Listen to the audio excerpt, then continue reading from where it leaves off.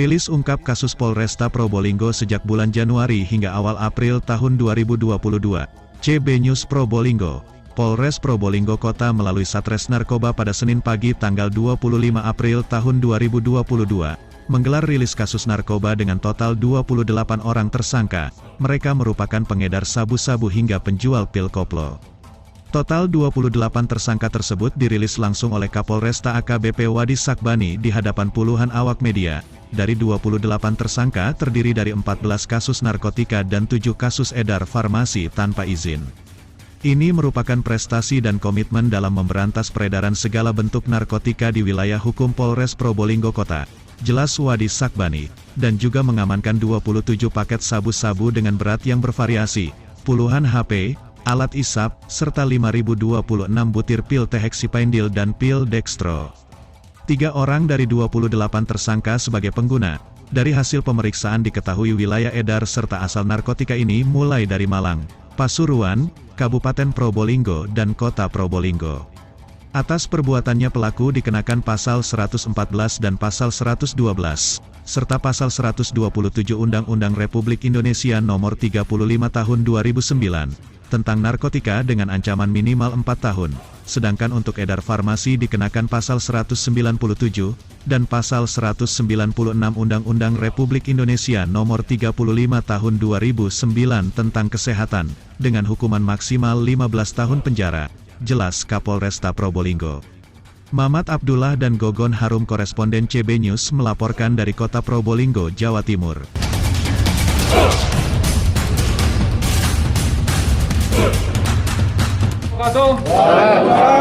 Saya izin lepas masker ya. Yang lainnya tetap pakai masker. Rekan-rekan semua yang saya hormati, rekan-rekan media dan yang hadir di sini. Baik, hari ini kita melaksanakan rilis pengungkapan tindak pidana narkotika dan edar farmasi, izin edar farmasi, obat-obatan. Tentunya ini merupakan prestasi yang ditorehkan hasil kinerja dari personil Polres Probolinggo Kota, khususnya Satuan Reserse Narkoba Polres Probolinggo Kota, di dalam melaksanakan upaya-upaya penegakan hukum.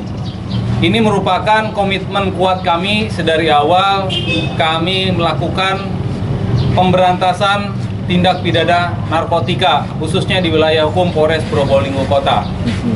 Dari Januari sampai dengan awal April, hitungannya awal April 2022, kita mengungkap 21 perkara.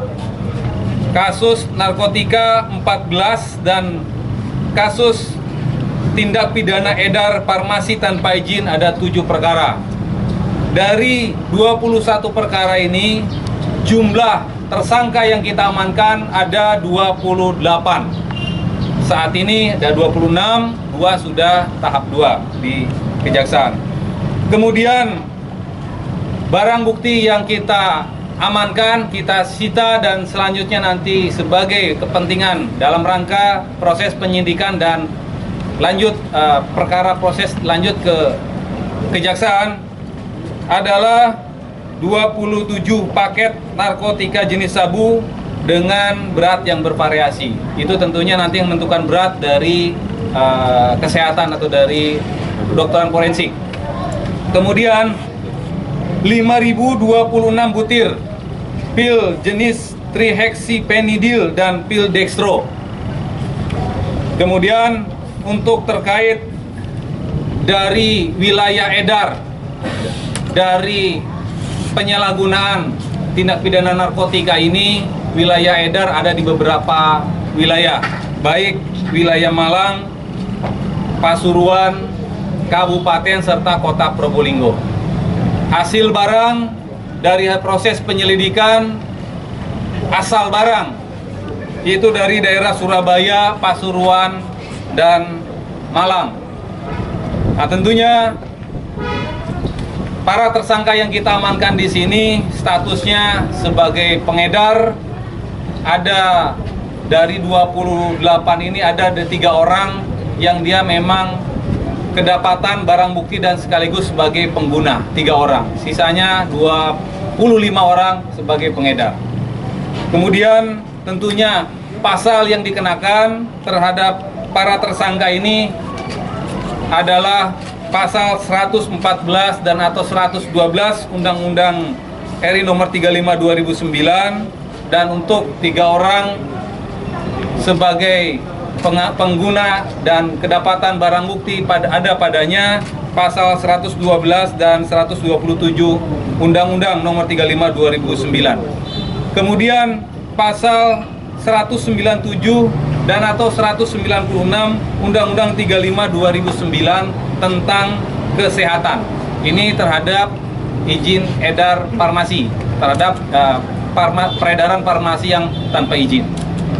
Ancaman hukuman tentunya untuk tindak pidana narkoba yang peredaran, yang pengedar itu adalah di paling rendah 4 tahun, maksimal ancaman tentunya sampai dengan hukuman mati untuk tindak pidana narkoba.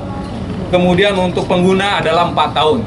Sementara untuk izin farmasi Undang-Undang Kesehatan ancaman maksimal sampai 15 tahun. Demikian penyampaian dari saya, rilis terkait dengan tindak pidana narkotika dan izin edar farmasi.